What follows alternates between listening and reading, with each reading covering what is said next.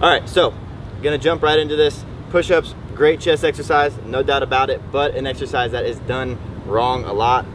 I mean, it's supposed to work your chest, but a lot of times people end up working a lot of their front delts or a lot of their triceps in the process. So I wanna really show you how to put your chest at as much of a biomechanical advantageous state while minimizing the amount of activation of your front delts or your triceps.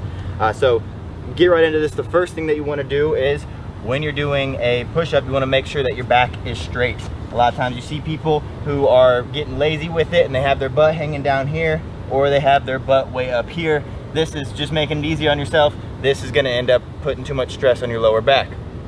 After that, once your back is straight, one of the most important things that you can do is, you hear me talk a lot about scapular retraction. That basically just means that you want to take your shoulders from normal and you want to retract them. You want to roll your shoulder blades back as much as possible, but you don't just want to retract. You also want to depress your scapula so that you can get your shoulder blades or your scapula, your shoulders rolled back and pressed down as much as possible, because that movement right there is what's going to put your chest into that advantageous state. So first two things are going to be straight back, roll your shoulders back, press them down, and then right there, what you naturally see happen, which is the third step, is make sure that when you do this, your arms are going into a slight external rotation, meaning they're going to slightly turn outwards.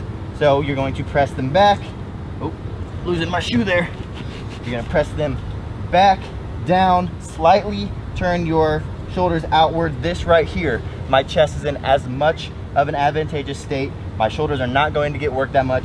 The fourth step is going to be, instead of what you see a lot of times is guys or girls pushing their elbows outward, flaring their elbows a lot. This is what makes you work your front delt. You want to do those first ones, and then you want to bring your elbows down at a 45-degree angle. So right here, you want to bring them down, and then you go down to the next step, which is going to go all the way down to touching your chest. A lot of times you see people doing a push-up and touching their nose because they don't want to do that many. They end up looking like this.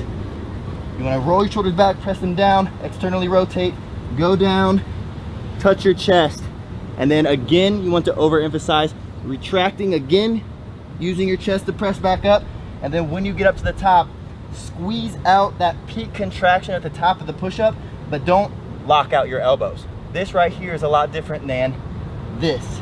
So I'll run through it one more time, guys.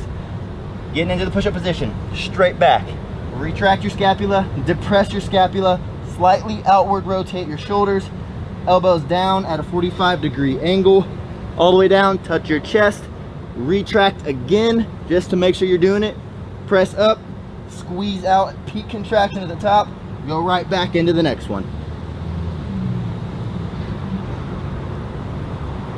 So that is how you do a proper push-up. That's just